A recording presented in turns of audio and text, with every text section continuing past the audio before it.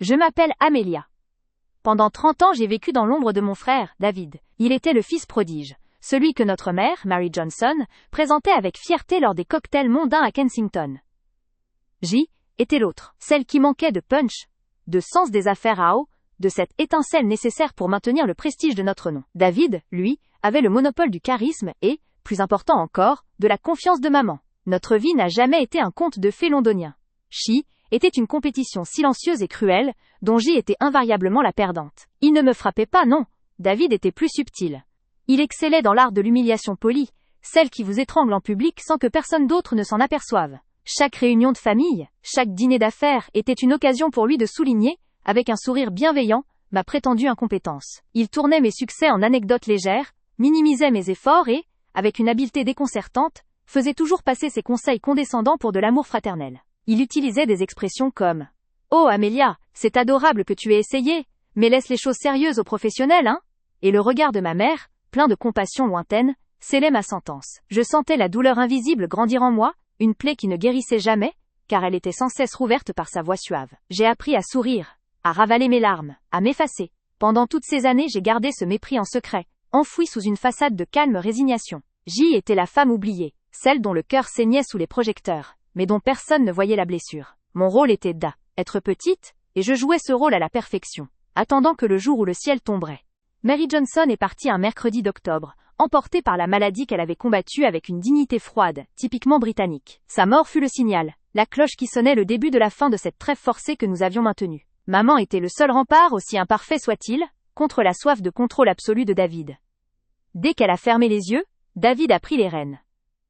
Littéralement. Il s'est immiscé dans tous les arrangements funéraires, traitant cela comme une acquisition de plus à mettre sur son cheveau. Il a géré les éloges, les invitations, les fleurs, écartant de toutes les décisions importantes sous prétexte que je était trop sensible ou émotionnellement fragile pour de telles responsabilités. C était la première humiliation publique post-mortem, mais personne n'y a vu malice, il était juste le fils fort, gérant les affaires. Derrière les portes closes du salon familial, j'ai tenté de récupérer quelques souvenirs de maman, mais même là, David m'a contrôlé. Il supervisait, m'interrogeant sur la valeur de chaque objet. Tu n'as pas besoin de ce vieux service de thé, Amelia. Il n'a aucune valeur sentimentale pour toi, n'est-ce pas? Et tu pourrais le casser. J'ai senti le venin de son mépris monter, mais je me suis tue. J était en deuil, je ne pouvais pas me battre. Pas encore. La seule chose qui me donnait la force d'avancer était la connaissance que maman avait, de son vivant, assurer mes arrières. Elle m'avait toujours dit, même si elle laissait David dominer, que je ne serais jamais laissée pour compte financièrement. J'attendais la lecture du testament comme la validation ultime de ma valeur aux yeux de ma propre famille, un espoir fragile, mais tenace. David avait bâti une carrière impressionnante en finance, exploitant son charme et son assurance pour s'assurer des contrats mirobolants. De l'extérieur, il était l'incarnation de la réussite londonienne. Costume sur mesure, appartement luxueux donnant sur Hyde Park, et une épouse charmante, Victoria, qui jouait le rôle de la femme parfaite avec une précision clinique. Cependant, derrière cette façade polie se cachait une avidité sans limite. Pendant des années, maman lui avait confié la gestion de ses investissements personnels et de certaines parties des fonds de la fondation familiale, le foyer Johnson, destiné à Yale, éducation des jeunes filles défavorisées. David adorait ce pouvoir. Il se pavanait en parlant de gestion de portefeuille qui de stratégie d'optimisation fiscale qui laissait maman éblouie et moi, totalement dépassé, ce qui était son but. Je n'avais jamais eu le droit de poser de questions, car il me rétorquait toujours. Ce n'est pas ton domaine, Amelia. Tu ne comprendrais pas les nuances. Ma carrière dans l'enseignement, honorable mais loin des millions de la finance, était constamment ridiculisée comme un passe-temps coûteux et inefficace. Mon mépris pour sa suffisance était profond, mais je le cachais sous le masque de la sœur silencieuse, la potiche bien élevée qui n'intervenait jamais dans les affaires sérieuses. Cette douleur, ce sentiment être systématiquement invalidé, était ma seule richesse. J'avais appris à observer David, à étudier ses mouvements, ses mensonges subtils, ses œillades à maman, pour s'assurer de son approbation. Je savais qu'un jour, sa perfection factice allait s'effondrer. Mais je ne savais pas encore à quel point j'allais être celle qui tirerait la première pierre. 3 semaines se sont écoulées entre les funérailles et le jour fixé pour la lecture du testament. Ces semaines furent un purgatoire d'incertitude. David était installé dans la maison familiale, traitant l'immense propriété comme s'il en était déjà le seul propriétaire légitime. Il passait ses journées au téléphone avec son avocat, parlant d'actifs et de liquidation avec un ton de prédation à peine masqué. Il était clair qu'il s'attendait à tout recevoir, ou du moins, à recevoir la majeure partie de la fortune. Et pourquoi pas, était lui qui avait généré l'argent, du moins, c'est ce qu'il prétendait, était lui qui avait assuré l'avenir de maman, pensait-elle. Pendant ce temps, Moi j'irais dans la maison, m'accrochant au fantôme de ma mère. J était une invitée dans ma propre maison d'enfance. Chaque fois que je croisais David, il me regardait avec une pitié moqueuse, comme s'il me disait « Prépare-toi à être déçue, petite sœur. » Un jour, alors que j'osais demander des nouvelles du testament, il a levé les yeux de son ordinateur et m'a lancé, d'un air ennuyé. « Ne t'inquiète pas pour les chiffres, Amelia. L'avocat a tout entre les mains. Assure-toi juste d'avoir ton chéquier pour les petites dépenses courantes d'ici là. Tu n'es pas très doué pour les finances, n'est-ce pas ?» C était une gifle invisible, une de plus, mais elle a résonné plus fort que les autres. Cette phrase, « Tu n'es pas très doué pour les finances », est devenue le moteur silencieux de ma vengeance. Il m'a humilié encore une fois, mais cette fois je n'ai pas pleuré. J'ai souri, j'ai acquiescé, et j'ai dit « Bien sûr, David. Tu as raison. » Le vrai tournant, le moment où la douleur invisible s'est transformée en acier froid, est survenu une semaine avant la lecture du testament. David était sorti pour la journée, et j'ai eu accès à son bureau qu'il gardait habituellement verrouillé, prétendant y gérer les affaires urgentes de la succession. J'ai eu une intuition. Une nécessité urgente de chercher quelque chose, n'importe quoi, qui contredirait son récit de perfection. J'ai ouvert un tiroir du bas, légèrement entrebâillé, que David avait négligé. Au milieu d'une pile de factures obsolètes, j'ai trouvé une petite clé USB noire, du genre qu'on utilise pour les enregistrements vocaux. Mon cœur s'est mis à battre à tout rompre. J'ai senti que je tenais un secret. Un secret qui n'aurait jamais dû être là. J'ai connecté la clé à mon ordinateur portable, les mains tremblantes. La clé contenait un seul fichier, nommé simplement « Conversation MJ 2021 ». C était un enregistrement datant de 2 ans, une discussion que David avait eue avec maman, sans savoir qu'elle était enregistrée accidentellement par un appareil de dictée professionnel qu'elle utilisait parfois. J'ai appuyé sur lecture, et le ton de David, habituellement si suave, m'a frappé de plein fouet. Sa voix était dure, manipulatrice, menaçante. Il parlait de réaffecter des sommes considérables de la Fondation Johnson vers des comptes personnels offshore. L'enregistrement était brutal. On entendait David expliquer à maman qu'il avait besoin de transférer temporairement 2 millions de livres sterling, destinés à la fondation caritative, pour couvrir une perte soudaine sur ses propres investissements. Maman, visiblement confuse et affaiblie par ses premiers traitements, murmurait « Mais David, c'est l'argent des enfants !» Et David, avec une patience calculée mais pleine de mépris, répondait « Maman, arrête de t'inquiéter, je suis le seul qui puisse protéger cet argent. Je le remettrai, bien sûr, mais pour l'instant, il doit être en sécurité là où le fisc ne peut pas le voir. Et franchement, ces petits fonds ne sont qu'une goutte d'eau dans la mer. Laisse-moi gérer. » Amelia, elle, ne comprendrait pas la complexité de ces arrangements. La voix de maman était hésitante, elle se laissait convaincre par l'autorité fallacieuse de David, sa confiance aveugle dans le fils financier. Il l'avait manipulé, exploitant sa faiblesse physique et son manque de connaissances financières pour siphonner les fonds familiaux. Ce N était pas un simple arrangement fiscal. C était un détournement pur et simple. J'ai écouté cet enregistrement 3 fois, le choc se transformant en une rage froide. Toute la façade de David, le fils responsable, l'homme d'affaires brillant, s'est effondrée. Mon frère, le même qui m'avait humilié toute ma vie pour mon manque de sérieux, était un voleur. Et j'avais la preuve en main, une preuve secrète, gardée en silence, capable de le détruire. Après avoir écouté l'enregistrement, j'ai su que ma vie et celle de David venaient de basculer. Pendant des années, la douleur de l'humiliation avait été ma prison. Maintenant, la connaissance était mon pouvoir. Et le secret, mon arme. J'ai copié l'enregistrement sur plusieurs disques cryptés, et j'ai remis la clé USB à sa place exacte, agissant comme si de rien N était. J'ai réalisé que si j'avais révélé la vérité immédiatement, David aurait pu minimiser l'incident, prétendre à une erreur comptable ou accuser maman de confusion mentale. Il aurait eu le temps de s'organiser.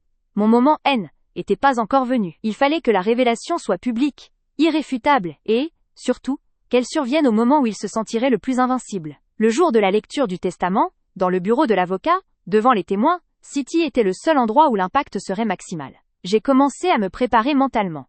J'ai remplacé l'ancienne Amelia, celle qui s'excusait d'exister, par une nouvelle, animée par une justice implacable. David continuait de me traiter avec sa condescendance habituelle. Il parlait de la générosité de maman et de la façon dont il allait gérer l'héritage avec sagesse. Je hochais la tête, je souriais, je jouais mon rôle à la perfection. La douleur invisible était transformée en une détermination silencieuse. Personne ne soupçonnait la bombe que je tenais dans ma poche, pas même Victoria, sa femme, qui me regardait avec une curiosité polie. J'ai décidé de ne rien dire à l'avocat de la famille, Maître Davy. Je craignais qu'une action prématurée ne permette à David de échapper ou de monter un contre-feu légal.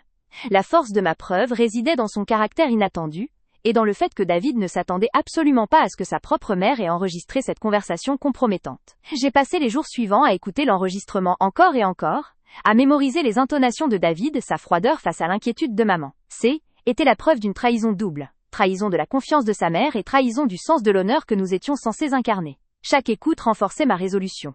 David pensait que je était rien, que je ne représentais aucune menace. C était son erreur fondamentale. L'humiliation constante qu'il m'avait infligée pendant des années était sur le point de lui revenir en pleine figure. J'ai contacté un ingénieur du son pour m'assurer que l'audio était d'une clarté parfaite et qu'il pouvait être projeté ou diffusé sans aucune ambiguïté. J'ai appris l'art de dissimuler mes émotions.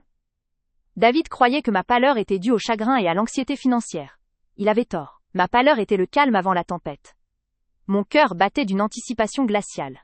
Le jour J est arrivé. Le rendez-vous était fixé à 10 heures au cabinet de Maître Davy, dans le quartier des affaires de Londres. L'atmosphère était électrique, même si personne n'osait l'admettre. David est arrivé en Rolls-Royce, impeccable dans un costume gris anthracite, l'air d'un homme d'affaires surchargé qui devait se dépêcher d'hériter pour retourner à ses millions d'affaires. Il m'a à peine salué. Victoria, fidèle à elle-même, m'a offert un sourire contraint. « Ça va, Amelia ? Tu n'as pas l'air très bien », l'a-t-elle glissé, son ton impliquant que mon apparence trahissait mon manque de résilience habituelle. J'ai répondu avec une tranquillité que je ne me connaissais pas. « Je vais parfaitement bien, Victoria. Aujourd'hui est le jour où les choses deviennent claires. » Mon regard croisa celui de David. Il ne remarqua rien d'anormal. Il ne vit que la petite sœur effacée, celle qu'il avait toujours dominée. Était la dernière fois qu'il me verrait ainsi. J'ai senti le poids de l'enveloppe dans mon sac à main, l'enveloppe contenant la clé USB de la vérité. Ce petit objet noir représentait des années de mépris invisible, des années de douleur que je m'apprêtais enfin à libérer. Le cabinet de Maître Davy était tout en boiserie sombre et en odeur de cuir ancien et de richesse établie. Nous étions assis autour d'une grande table de conférence polie. Outre moi, David et Victoria, il y avait 2 autres personnes. Un associé du cabinet et la représentante légale de la Fondation Johnson.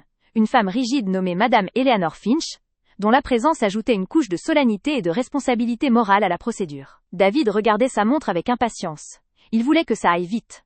Il voulait que le protocole soit rempli, qu'il reçoive son dû, et qu'il puisse ensuite s'occuper de la restructuration des actifs. Maître Davy a commencé par des paroles douces sur la mémoire de maman, mais David l'a coupé poliment. « Maître, pourriez-vous s'il vous plaît aller directement au but ? Nous avons des obligations. » Cette impatience arrogante m'a rempli d'un calme absolu. J était prête. C était exactement le genre de comportement que j'attendais de lui.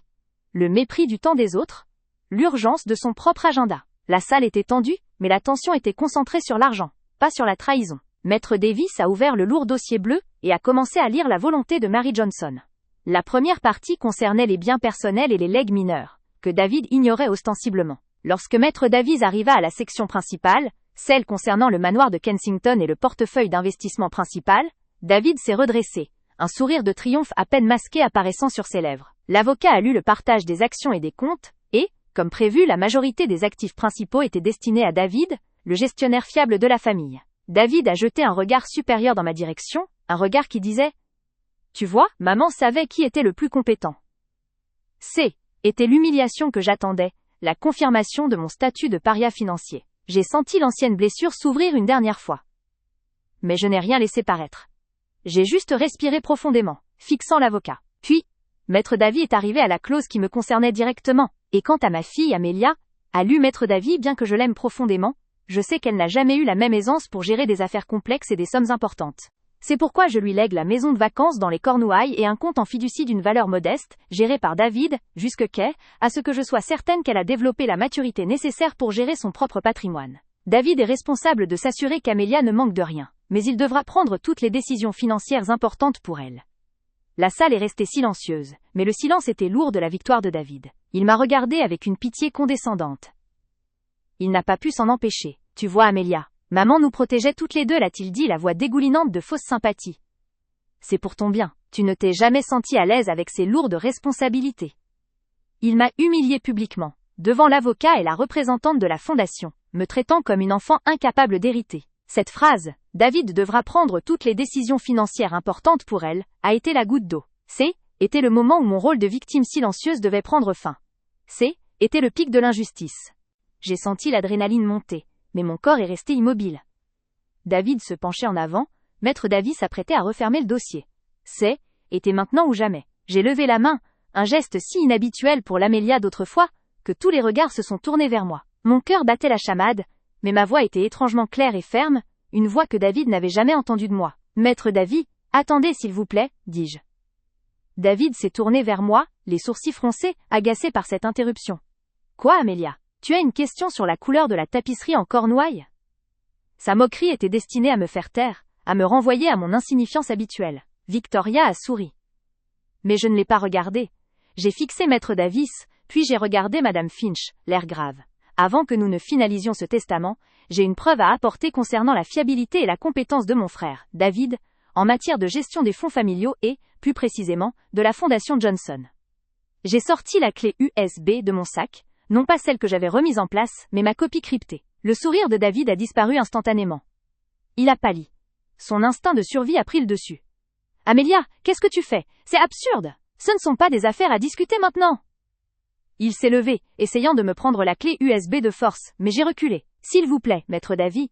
Et j'insistais, il est impératif que cette preuve soit entendue avant de confirmer que David est le meilleur candidat pour gérer l'héritage de maman, ou pour être le fiduciaire de mes propres fonds. Cette preuve concerne spécifiquement l'argent de la Fondation Johnson, celui que maman a tant chéri. Madame Finch, alertée par la mention de la Fondation, a regardé David avec suspicion. La tension dans la salle est passée de l'ennui financier à la peur. Le visage de David était décomposé. Il savait. Il savait que maman avait utilisé cet appareil de dictée. Il a marmonné.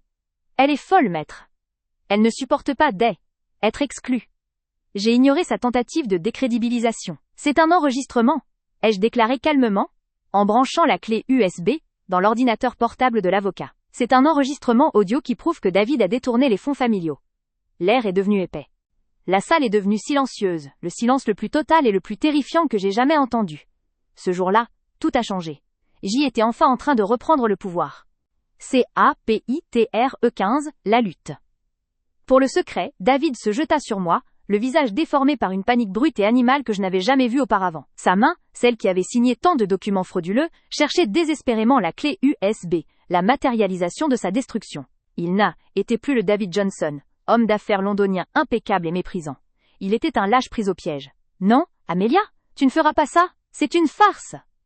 Son souffle était chaud et fétide, son odeur d'eau de Cologne coûteuse se mélangeant à celle de la terreur pure. J'ai reculé d'un pas, me protégeant derrière le grand bureau de Maître David. Je n'avais pas besoin de force physique, j'avais l'avantage moral et la détermination froide de celle qui n'a plus rien à perdre.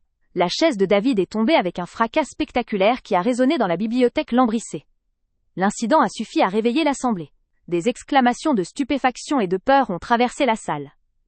Les cousines, les oncles, tous ceux qui m'avaient ignoré pendant des années, me fixaient soudain. J'y étais le centre d'attention, non pas pour ma faiblesse, mais pour le pouvoir que je tenais entre mes doigts. Maître David a frappé le bureau avec son marteau de bois, sa voix grave tentant de rétablir l'ordre. « Monsieur Johnson! Mademoiselle Johnson! Cessez immédiatement cette altercation !» Sa colère était palpable, mais sous la surface, je décelais une curiosité professionnelle intense. Il savait, tout comme moi, que ce haine était pas une simple querelle pour une vieille bague, mais l'implosion d'une dynamique familiale basée sur le mensonge. David, essuyant la sueur de son front, s'est redressé, son regard se chargeant d'une haine glaciale et concentrée. Était le regard de l'agresseur exposé. Je n'ai pas baissé les yeux. J'ai serré la clé USB. C'est la voix de la justice que je veux faire entendre, David, pas celle de la violence. CAPITRE 16. La voix de l'incompétente. Maître David, j'ai le droit, en tant qu'héritière potentielle, d'exposer des faits nouveaux et cruciaux concernant la gestion des biens de ma mère par David, n'est-ce pas? J'ai posé la question calmement, en m'adressant uniquement au notaire, ignorant l'existence même de mon frère. Cette stratégie a coupé court à l'hystérie de David. Il ne pouvait pas m'agresser si je parlais le langage froid et légal qu'il respectait. Maître David, qui avait besoin d'une certaine dignité dans son bureau, a hoché la tête, son expression redevenant sévère. Mademoiselle Johnson, si vous possédez des preuves attestant d'une malversation ou d'une violation des devoirs fiduciaires, il est de votre droit absolu de les présenter à cette assemblée et de les joindre officiellement au dossier de succession. À ces mots, le peu de sang qui restait dans le visage de David s'est retiré. Il savait que le notaire ne pouvait plus l'ignorer. David s'est tourné vers l'assemblée, essayant une dernière fois d'utiliser son charme de Golden Boy. Tout cela est ridicule. Amelia a toujours été instable. Elle fabrique des histoires parce qu'elle ne supporte pas que maman ait fait le bon choix de me confier les affaires. J'ai senti le mépris habituel m'envahir, mais au lieu de me paralyser, il a alimenté ma détermination. Incompétente? Instable? J'ai souri, un sourire triste et dur. Peut-être, David, mais même la personne la plus incompétente du monde peut appuyer sur le bouton « Play » au creuser. J'ai avancé vers le système audio sophistiqué intégré au bureau du notaire, mon cœur tambourinant un rythme de victoire imminente. Maître Davy m'a regardé attentivement. Il avait besoin de s'assurer que tout était légalement irréprochable. CAPITRE 17. Le silence attentif de Londres. Où souhaitez-vous projeter ceci, mademoiselle Johnson? A demandé Maître Davy, pointant du doigt son ordinateur portable dernier cri. J'ai tendu la clé USB. S'il vous plaît, maître, veuillez l'insérer vous-même pour garantir la chaîne de preuve. Et si vous pouviez relier le son au haut-parleur de la pièce? Nous avons besoin que tout le monde entende clairement. J'ai dit tout le monde en fixant la tante Eleanor, la sœur de ma mère, qui avait toujours été la plus fervente défenseur de David, croyant en son génie financier. Il fallait qu'elle entende la vérité de la bouche même de son neveu préféré. Maître Davy a pris la clé, son geste étant d'une lenteur mesurée, presque théâtrale. Ce N était plus une... Capitule 16. Le codicille sonore David se jeta sur moi, le visage déformé par une panique brute et animale que je n'avais jamais vue auparavant. Sa main, celle qui avait signé tant de documents frauduleux, cherchait désespérément la clé USB, la matérialisation de ma vengeance. Mais je la serrais contre ma poitrine avec une force que je ne me connaissais pas. « Amélia, arrête tes enfantillages !» siffla-t-il, sa voix tremblante brisant la solennité feutrée du cabinet d'avocat. Il était si près que je pouvais sentir l'odeur de son eau de Cologne coûteuse, celle qui symbolisait la réussite qu'il avait volée. Au lieu de me soumettre comme j'avais toujours fait, la rage accumulée pendant 20 ans m'a donné une vigueur inattendue. Je lui ai donné un coup d'épaule, le déséquilibrant juste assez pour que Maître Davy puisse intervenir. Le notaire, choqué par cette altercation physique dans son bureau londonien immaculé, s'interposa, offrant la diversion que j'attendais. David, momentanément freiné par le respect des convenances qui le rattrapaient même dans sa panique, recula d'un pas. Ce fut ma seule fenêtre. J'ai enfoncé la clé USB dans le port du portable, qui servait à la présentation, et j'ai cliqué sur le fichier VE_RIE_.mp3 avant qu'il ne puisse faire un pas de plus. Le son remplit instantanément la pièce, ce N était pas mon plaidoyer, était la voix de David, claire et sans ambiguïté. Écoute, Simon, maman est sénile, elle ne regarde plus les comptes depuis des années. J'ai juste besoin que tu déplaces ces 400 000 livres du fonds de retraite vers la fiducie personnelle avant la fin du trimestre. Je le remettrai plus tard, bien sûr. Mais tu sais, je ne peux pas laisser cette sotte d'Amélia hériter de la moitié. Elle est tellement incompétente. Elle dilapiderait tout en 6 mois. Elle ne mérite rien après tout le temps que j'ai passé à construire cet empire. J'ai déjà pris soin d'orienter maman sur le fait que son argent est mieux placé dans mes investissements. Chaque mot était un coup de marteau dans le silence, résonnant des murs recouverts de boiseries anciennes. Le son était parfait, net, capturé lors d'un appel téléphonique qu'il croyait sécurisé. J'avais attendu ce moment. J'avais gardé cette preuve secrète pendant des mois, attendant l'aile, événement familial parfait pour la révéler, non pas pour l'argent, mais pour laver l'humiliation que j'avais subie en silence. Le visage de David était méconnaissable. Une toile de terreur et de rage impuissante. Sa mâchoire se décrocha, tandis que ma tante Eleanor, jusqu'alors son plus fervent soutien, se couvrait la bouche d'un air horrifié. Mon cœur battait la chamade, mais, pour la première fois en 20 ans, l'adrénaline N était pas due à la peur mais à la puissance. La vérité, mon alliée silencieuse, venait d'entrer dans la pièce. Capitule E17. Le silence qui démolit. Le fichier audio ne durait que 60 secondes, mais il contenait la destruction de la vie que David VI était méticuleusement construite. Lorsque le silence est revenu, il était pas paisible. Était le silence dense et écrasant qui suit un tremblement de terre. Tout le monde était figé, les yeux rivés sur l'aile, écran où le nom du fichier brillait comme une accusation. David tremblait. Il n'essayait plus de prendre la clé USB, il essayait de respirer. Mon oncle Charles, un homme d'affaires respecté qui avait toujours admiré la réussite de David, baissa la tête, incapable de soutenir mon regard. C'est Maître Davy qui brisa le silence, sa voix d'habitude neutre, empreinte d'une gravité inhabituelle. David, cette conversation, si elle est authentique, suggère que vous avez activement détourné des fonds du compte fiduciaire de votre mère, et ce, sur plusieurs années. Avez-vous une explication? David tenta de retrouver son assurance habituelle, ce masque d'homme d'affaires irréprochable qui m'avait tant fait souffrir. C'est un montage? Une manipulation? Amélia est désespérée, elle a qui m'avec. Elle a fabriqué ça pour me nuire. Elle a toujours été jalouse de ma position. Il pointa un doigt accusateur vers moi, mais sa voix vacillait. J'ai gardé mon calme, les yeux froids. David, c'est ta voix. Elle a été authentifiée par un expert avant de devenir ma preuve secrète. J'ai projeté cette vérité devant tout le monde. L'enregistrement est géolocalisé, daté et non édité. Tu parles de 4 transferts entre 2018 et 2021. Tu as utilisé l'incompétence que tu m'as si souvent reprochée pour justifier tes... Le silence ne fut pas l'apanage de l'aile éternité. Il se rompit avec un craquement sec, celui d'un verre d'eau que le notaire, Maître Davy, laissa tomber sur la table de chêne massif. Le son minuscule fut amplifié par le vide émotionnel qui emplissait la salle.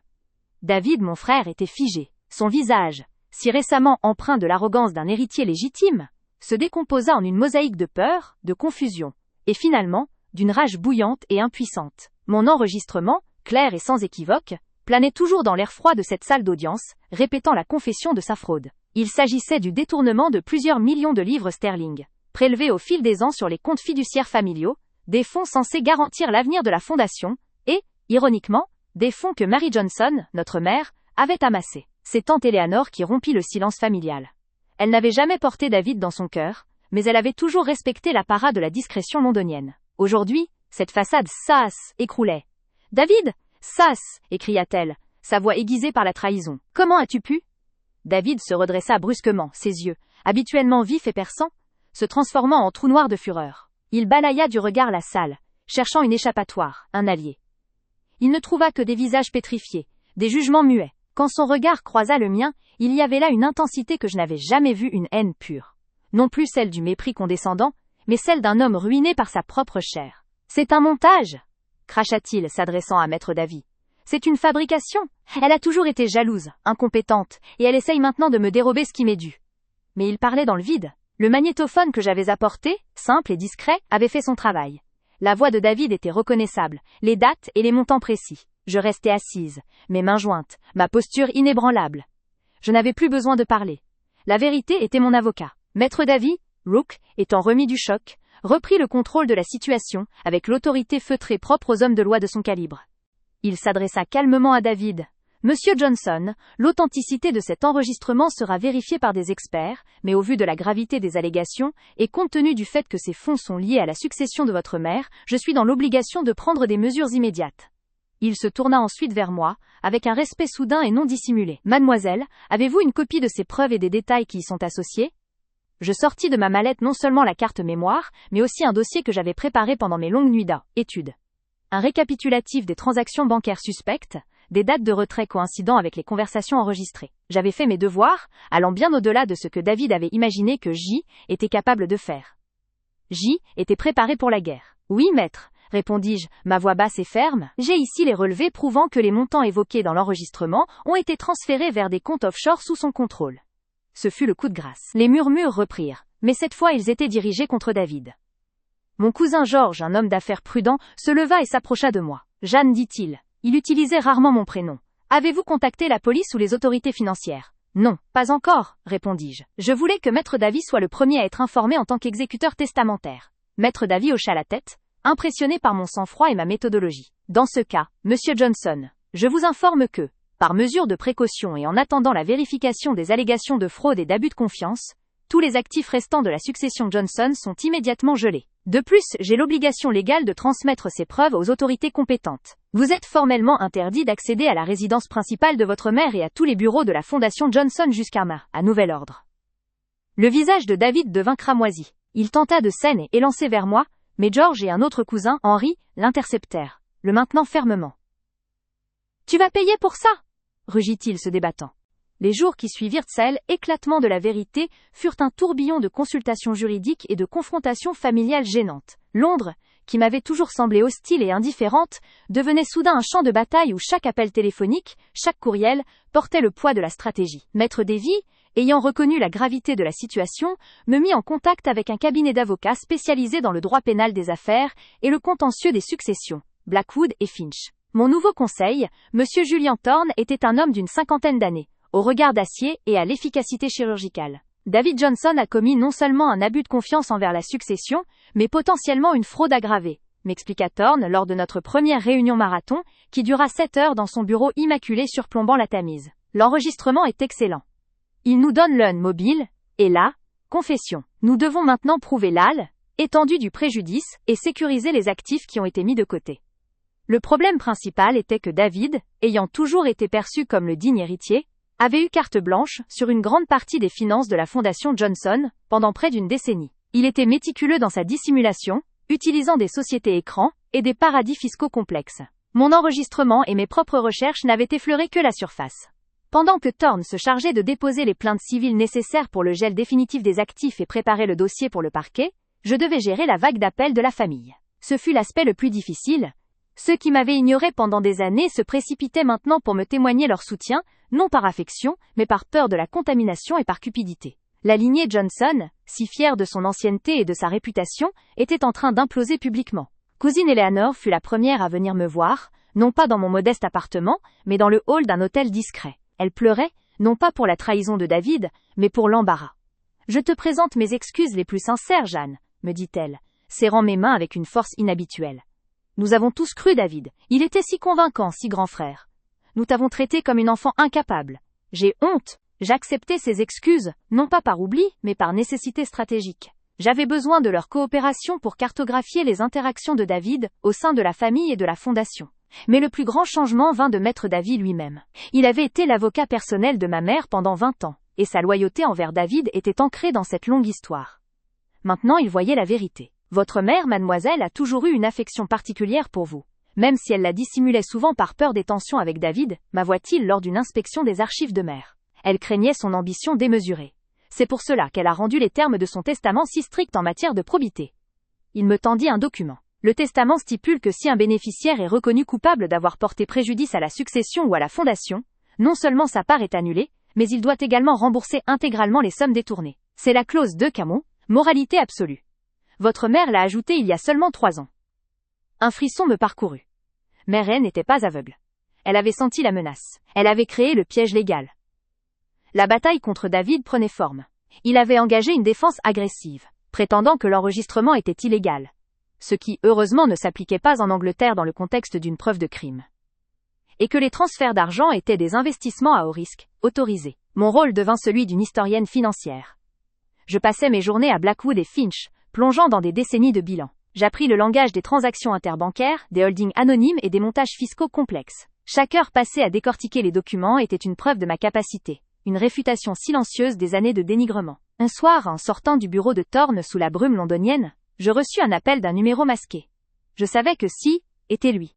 La maison de ma mère, 6 dans le quartier feutré de Belgravia, était désormais sous scellé judiciaire. Cependant, en tant que bénéficiaire principal et désormais dépositaire de la vérité, j'obtins l'autorisation de Maître David de visiter le bureau personnel de Marie, afin de récupérer d'Itzley, éventuels documents essentiels à l'enquête. Pénétrer dans cette demeure était étrange. Était la première fois que j'y entrais sans la présence écrasante de David, ni le regard critique de mère. La maison respirait un silence sépulcral, figé par la tragédie et la trahison. Le bureau de Marie était un sanctuaire d'ordre et de discrétion, rempli de livres d'histoire britannique et d'une odeur persistante d'encre et de lavande. Au centre, un grand bureau en acajou, que David avait toujours convoité, était l'objet de mon attention. J'y étais à la recherche de journaux intimes, ou de correspondances qui pourraient éclairer la période où Mary avait rédigé la clause de moralité absolue du testament. Après avoir fouillé sans succès les tiroirs standards, je remarquai une fente minuscule sous le rebord du bureau. Je me souvins alors que mère m'avait montré un jour, enfant, comment ouvrir un compartiment secret dans son bureau, un lieu qu'elle appelait la boîte aux secrets. J'appuyai sur l'endroit exact et un petit panneau glissa, révélant non pas des bijoux ou des espèces, mais une liasse de lettres soigneusement datées, et un petit enregistreur vocal numérique, identique à celui que j'avais utilisé. Mon cœur fit un bond. Les lettres, manuscrites de la main de Mary, étaient adressées à Maître Davy. Elles n'avaient jamais été envoyées. La première lettre datait de 4 ans. Cher George, je ne peux plus ignorer l'évidence. David a commencé à devenir imprudent, arrogant. Il se croit intouchable. Il a récemment insisté pour transférer 2 millions de fonds de la fondation vers une entité d'investissement que je n'approuve pas. Quand je lui ai demandé des comptes, il a réagi avec colère. La lecture de ces mots m'a stupéfié. Mère n'était pas la figure distante et naïve que je m'étais imaginée. Elle voyait la vérité. La dernière lettre, datée seulement 6 mois avant sa mort, était la plus déchirante. Je n'ai pas le courage de l'affronter directement. C'est mon fils, et malgré tout, la honte me paralyse.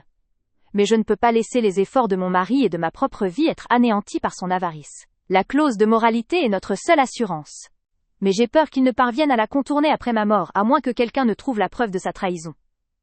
Puis venait la phrase qui justifiait toute ma souffrance passée. Seule Jeanne, avec son œil pour les détails, est capable de découvrir ses malversations. David la croit trop faible et incompétente. C'est sa plus grande erreur. Je lui ai donné, au fil des ans, des indices subtils sur les systèmes comptables. Je l'ai mise dans une position où elle doit se défendre. Je prie pour qu'elle ait la force de le faire, de se dresser, non seulement pour elle, mais pour l'honneur de la famille. Les larmes, que j'avais retenues si longtemps, coulèrent enfin. Était un mélange de chagrin et d'une immense reconnaissance. Mère ne m'avait pas détesté. elle m'avait préparé. Les humiliations de David, si douloureuses, l'avaient seulement rendu aveugle à mes réelles capacités, tout en affûtant mon instinct de survie. Je pris le petit enregistreur numérique. Il contenait un seul fichier, non pas une conversation mais un message vocal de ma mère, lu à voix basse.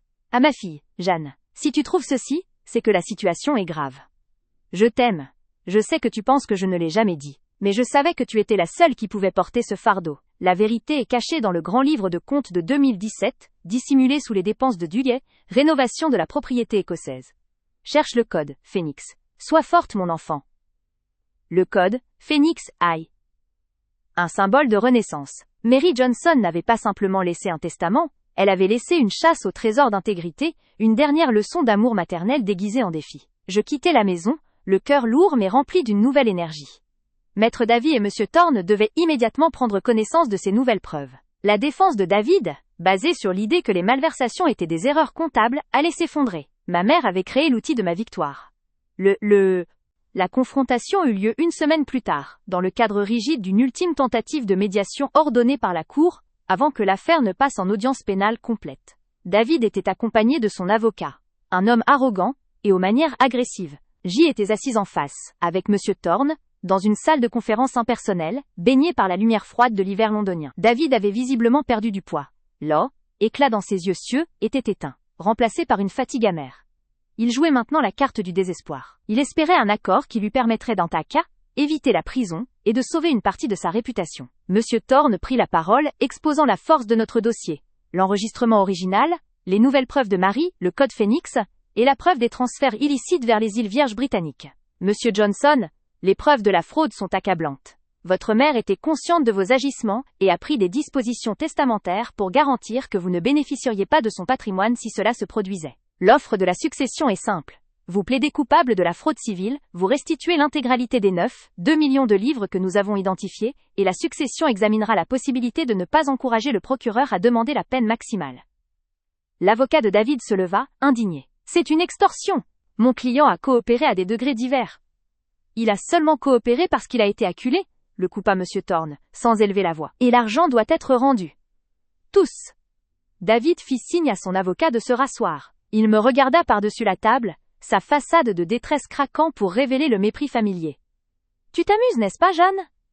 Dit-il. Voir ton grand frère à terre, après toutes ces années à vivre dans mon ombre. Non, David, répondis-je, ma voix étant si calme qu'elle força tout le monde à se pencher pour entendre. Je ne m'amuse pas, je suis triste.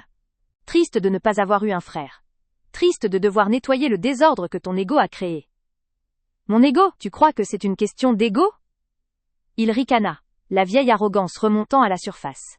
J'ai travaillé toute ma vie, j'y étais le fils prodigue, j'y étais compétent, tu n'y étais rien, tu es resté à Londres, à te cacher derrière des livres, parce que tu ne pouvais pas affronter la vie.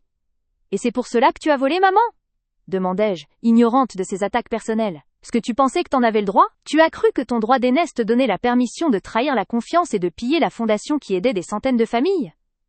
Il se pinça l'arête du nez. L'argent était là. Et je le gérais mieux qu'elle ne l'aurait jamais fait. Je prenais des risques. J'avais besoin de capital. Tu n'y connais rien. Tu as raison, dis-je, me penchant légèrement en avant. Il y a quelques mois, je n'y connaissais rien.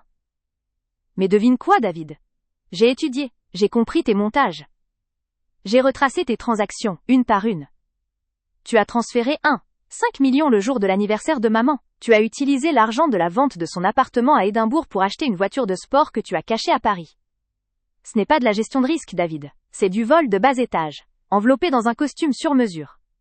Mon calme le déstabilisa plus que la fureur ne l'aurait fait. Il tenta une dernière tactique, celle de la supplique désespérée. Nous sommes frères et sœurs, nous pouvons régler cela. Ne laisse pas la prison tout gâcher. Je t'en prie, Jeanne. Disons que était une erreur de comptabilité. Je hochai lentement la tête. Il est trop tard. Mère t'a donné toutes les chances de te racheter. Elle t'a laissé le contrôle. Elle t'a donné l'honneur d'être l'aîné. Et tout ce que tu as fait, c'est abuser de ta position pour piétiner ses valeurs. La seule chose que je peux faire pour elle, c'est de garantir que sa volonté soit respectée, dans son intégralité. Je me levai, signalant la fin de la discussion. Nous n'accepterons aucun règlement. L'argent doit être rendu, et vous devrez faire face aux conséquences pénales de vos actes. David se redressa brusquement, le visage tordu. Tu n'es qu'une garce, tu n'as pas changé. Tu as toujours été froide et calculatrice. Je le regardais droit dans les yeux, pour la première fois sans la moindre peu. Le procès civil se déroula rapidement, les preuves étant trop nombreuses pour être contestées sérieusement. L'audience pénale suivit quelques mois plus tard, la police ayant accumulé suffisamment de preuves pour des chefs d'accusation de fraude, de blanchiment d'argent et d'abus de confiance. David avait tenté de présenter sa défense comme une erreur de jugement entrepreneurial, mais les lettres de notre mère et mon travail d'archiviste financière ont prouvé que les agissements étaient prémédités et malveillants. L'impact de la fraude sur la Fondation Johnson, qui finançait des programmes éducatifs pour les enfants défavorisés du nord de l'Angleterre, fut dévastateur pour l'image de David. Le jour du jugement, l'atmosphère dans la salle d'audience était pesante. David était pâle et défait, ayant perdu toute trace de l'homme d'affaires fringant qu'il avait été. Le juge prononça la sentence. 2 ans de prison ferme pour fraude aggravée et l'obligation de restituer l'intégralité des sommes détournées, plus les intérêts, soit un total de 11,5 millions de livres sterling. La clause de moralité absolue du testament fut appliquée, David était déchu de tout droit d'héritage. Et sa part revenait à la succession, sous mon contrôle exclusif en tant qu'héritière légitime. Lorsque les gardes emmenèrent David, il ne me regarda pas. Il était brisé, non seulement financièrement et socialement, mais par la réalisation que son propre échec venait d'assurer ma victoire. Je quittai le tribunal, non pas avec un sentiment de triomphe exaltant, mais avec un calme profond. Justice avait été rendue.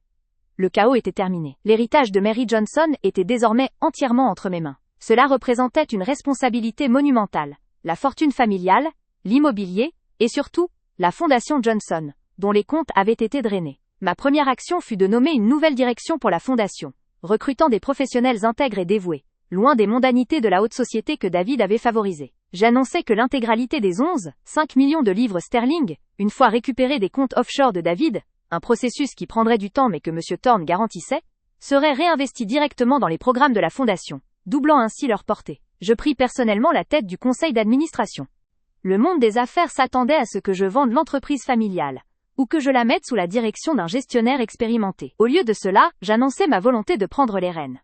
J'avais passé des mois à étudier les finances de David, mais aussi celles de l'entreprise. J'avais découvert des inefficacités et des opportunités manquées. Mon expérience des archives et des détails s'avérait un atout inattendu en gestion. La presse, qui m'avait d'abord dépeinte comme l'héritière cachée et timide, commença à changer de ton. Les articles parlaient désormais de ma détermination, de mon sens de la justice et de ma nouvelle compétence dans la gestion de crise. Le mot qui avait été utilisé comme une arme par David devenait désormais mon titre de gloire. J'ai organisé une conférence de presse pour le lancement de la nouvelle Fondation Johnson. Devant les caméras, à l'endroit même où David avait tenu des discours pompeux, je m'exprimais avec clarté et conviction sur la vision de ma mère et mon engagement à la respecter. L'argent n'est pas le véritable héritage de Mary Johnson, déclarai-je. C'est l'intégrité, c'est la foi qu'elle avait en l'éducation et l'aide à ceux qui en ont besoin. Aujourd'hui, nous tournons la page de la trahison pour embrasser l'avenir. En quittant la tribune, je croisai le regard de tante Éléanore et de George, qui étaient présents. Leurs yeux n'exprimaient plus la pitié ou l'embarras, mais une admiration et un respect sincères. Ce jour-là, l'héritage était sauvé, David était puni, et j'avais prouvé publiquement et définitivement ma valeur. J'avais hérité non seulement de la richesse, mais du pouvoir de refaire l'histoire. Avec la condamnation de David, une paix relative s'installa, permettant le travail de reconstruction. Je pris la décision audacieuse de vendre la maison de Belgravia. Elle était trop chargée des fantômes du passé, des mépris silencieux et des manipulations. Je voulais un nouveau départ, loin de l'architecture victorienne écrasante de la haute société londonienne. Je m'installais dans un appartement moderne et lumineux, près de la Tate moderne. Un endroit qui symbolisait la modernité et la clarté. Je me plongeais dans mon nouveau rôle de présidente du conseil d'administration de la Fondation Johnson et de gestionnaire de l'héritage familial. Maître Davy, qui avait initialement été si réservé, devint mon plus fervent allié. Il était touché par la découverte des lettres de Mary et par ma résolution. « Votre mère aurait été extrêmement fière, mademoiselle », m'assura-t-il un jour, alors que nous examinions le plan de réhabilitation des fonds. « J'espère, maître, » répondis-je. J'ai l'impression que toute sa vie elle m'a testé.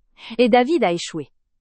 Je pris également des décisions difficiles concernant le reste de la famille. Certains membres, comme Éléanore et George, qui avaient offert un soutien sincère après l'exposition de la vérité, furent réintégrés dans la vie de la Fondation et dans la mienne. D'autres, qui avaient continué à émettre des doutes sur ma compétence, ou qui avaient soutenu David par principe de loyauté clanique, furent poliment mis à distance. La vérité avait servi de filtre puissant. La difficulté majeure fut la récupération des fonds détournés par David. Monsieur Thorne fit un travail remarquable, utilisant le jugement de la Cour pour saisir les actifs. La propriété caribéenne fut vendue, les comptes offshore furent démantelés. L'argent commençait à revenir petit à petit à la Fondation. Pendant tout ce temps, David était en prison. Je n'ai jamais cherché à lui rendre visite, ni à prendre de ses nouvelles. Mon avocat me tenait informé uniquement des démarches nécessaires à la restitution des biens. J'avais coupé le cordon ombilical de la toxicité. Mon nouveau quotidien était paradoxal. J'y étais passé de la vie discrète d'une archiviste à celle d'une femme d'influence, assistant à des réunions de haut niveau et prenant des décisions financières importantes. Cependant, je conservais une modestie et un sens pratique qui provenaient de mes années d'humiliation. Je ne voulais pas devenir David, obsédé par le pouvoir et l'apparence. Mon expertise dans l'analyse de documents me fut utile pour identifier les failles dans les systèmes de contrôle interne de la Fondation, garantissant que de telles fraudes ne se reproduiraient plus. Je prouvais chaque jour par mes actions que la véritable compétence réside dans la diligence, l'honnêteté et la capacité d'apprentissage, et non dans une arrogance innée. 1 an après le procès, je fis un voyage que je devais faire. Je visitais ma mère, Mary, au cimetière. Le ciel de Londres était bas et gris. Je me tenais devant la tombe, tenant une liasse des lettres qu'elle avait écrites. « Maman, murmurai-je, j'ai réussi. J'ai nettoyé le désordre. L'argent est de retour. La fondation est plus forte que jamais. Et je ne suis plus la Jeanne que David essayait de définir. Je suis celle que tu as toujours voulu que je devienne. » Je déposai les lettres sur sa tombe, un symbole de pardon et de compréhension tardive. Je n'avais plus besoin de sa validation, car j'avais la mienne, mais ce geste était un adieu à la petite fille qui cherchait désespérément l'amour maternel. En partant, le sentiment qui dominait N était pas la solitude, mais la légèreté. La grande tâche était accomplie. La brume londonienne S était levée, révélant un horizon que je contrôlais enfin. Mon rôle de gardienne de l'héritage avait cimenté ma confiance en moi. J était libre. 5 années 15 étaient écoulées depuis le jour où j'avais fait jouer l'enregistrement dans la salle d'audience. La Fondation Johnson avait prospéré sous ma direction. Les 5 millions de livres sterling avaient été entièrement récupérés et réinvestis, permettant l'ouverture de nouveaux centres de formation professionnelle, un projet qui tenait à cœur à ma mère. Mon rôle était désormais moins axé sur les opérations quotidiennes que sur la stratégie et la représentation. Je siégeais au conseil d'administration de plusieurs organisations caritatives, reconnu dans le cercle londonien pour mon sens de l'éthique et ma capacité à transformer les entreprises en difficulté. GN était plus la sœur de David ou la fille de Mary Johnson. J était Jeanne Johnson. J'avais développé une vie personnelle riche et sereine. J'avais rencontré un homme, un professeur d'histoire, qui appréciait mon calme et ma profondeur, et qui était loin des cercles de l'argent et du pouvoir. Nous partagions une passion pour les archives et les histoires non racontées.